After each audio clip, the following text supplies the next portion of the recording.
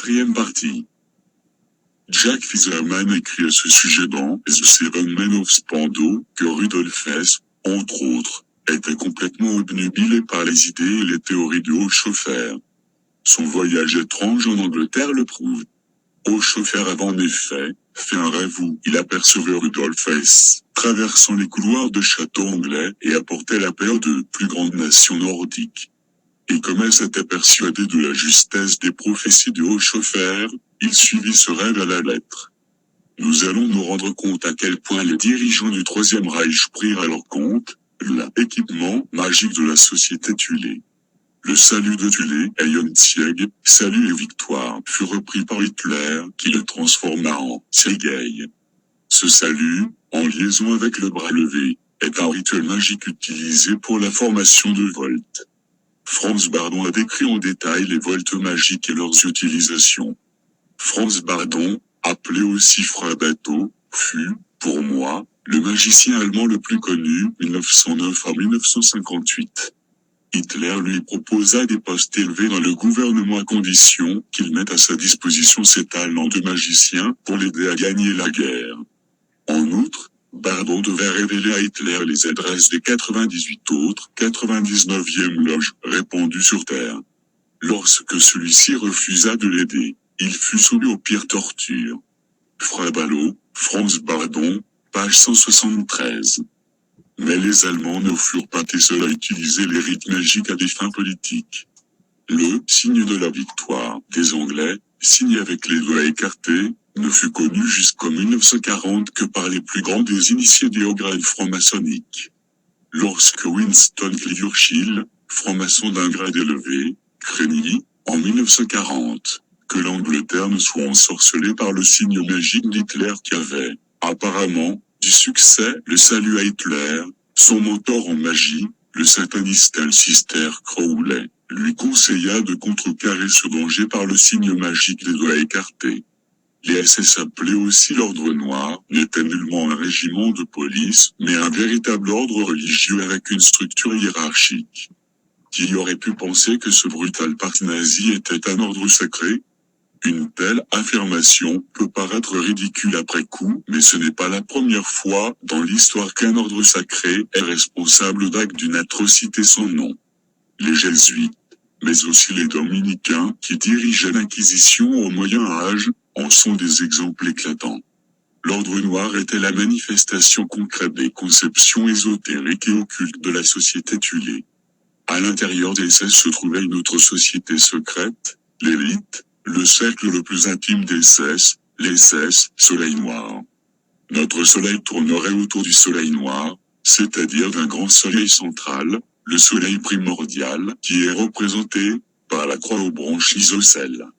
Cette croix fut dessinée sur les avions et les chars du Troisième Reich. Les Templiers, les Rose-Croix et beaucoup d'autres anciennes loges l'emploient encore dans cette même optique. La société Thulé et ce qu'allait devenir, plus tard, les SS, Soleil Noir, travaillèrent en étroite collaboration non seulement avec la colonie tibétaine à Berlin, mais aussi avec un ordre de magie noire tibétain. Hitler était en contact permanent avec un moine tibétain au gant vert, qui était désigné comme le gardien de la clé et qui aurait su où se trouvait l'entrée de la Gartha, l'Ariana. Le 25 avril 1945, les Russes découvrirent les cadavres de 6 Tibétains disposés en cercle dans une cave berlinoise. Au milieu se trouvait celui de l'homme au gant vert. On aurait dit un suicide collectif. Le 2 mai 1945, après l'entrée des Russes à Berlin, on trouva plus de 1000 hommes morts qui étaient, sans aucun doute, originaires des régions himalayennes et avaient combattu avec les Allemands. Que diable faisaient donc des Tibétains des milliers de kilomètres de chez eux dans des uniformes allemands? D'innombrables jeunes hommes furent formés par le Soleil Noir pendant le Troisième Reich. Ils étaient consacrés dans le château fort de Wewelsburg et envoyés au Tibet pour y continuer à survivre et se préparer à affronter le grand combat final de cette fin de siècle. D'après les dires de Franz Bardon, Adolf Hitler était aussi membre d'un loge FOGC, ordre franc-maçonnique de la Centurie d'Or, connu, en fait, comme la 99e loge.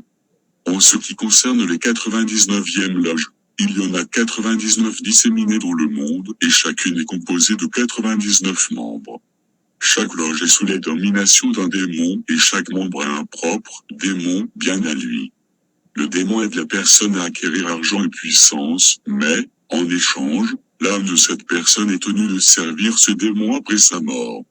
De plus, chaque année, un membre se voit sacrifier au démon de la loge, en vertu de quoi un nouveau membre est admis. Les membres des 99e loges sont aussi des dirigeants très influents dans l'économie et la finance, et sont plus présents aujourd'hui que jamais. Les loges FOGC, c'est-à-dire les 99e loges, sont, à ma connaissance, le pire des dangers. À côté d'elles, le satanisme, auquel se réfère l'église de Satan, d'Anton LaVey, dont on parle dans les médias, est bien inoffensif.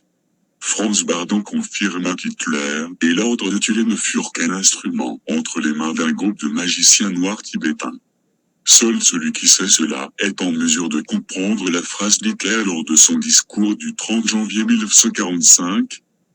Ce n'est pas l'Asie centrale qui sortira victorieuse de cette guerre, mais l'Europe est à la pointe de celle-ci, la nation qui, depuis 1500 ans, s'est révélée comme la puissance prédominante capable de représenter l'Europe contre l'Est, et qui la représentera aussi dans l'avenir. Je parle de notre grand Reich allemand, la nation allemande.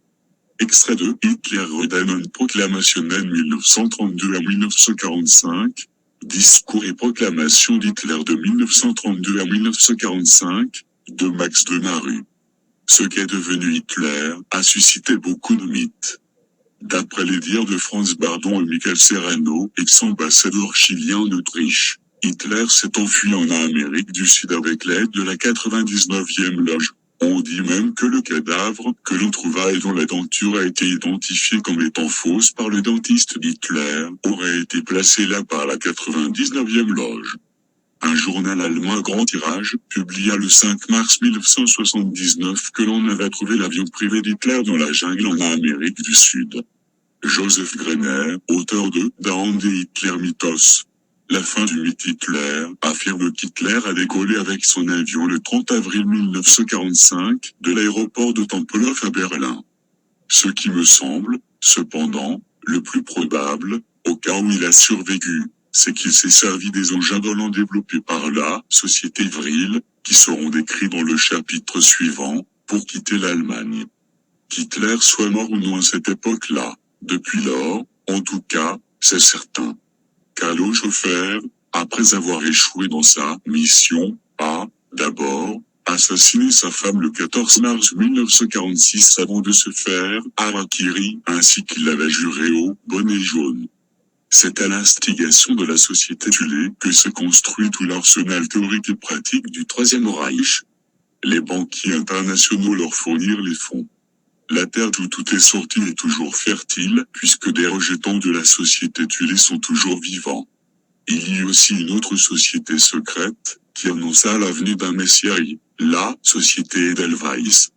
Hermann Göring, le responsable des finances des nazis, en était membre. Mais il est inutile d'en parler plus longuement ici.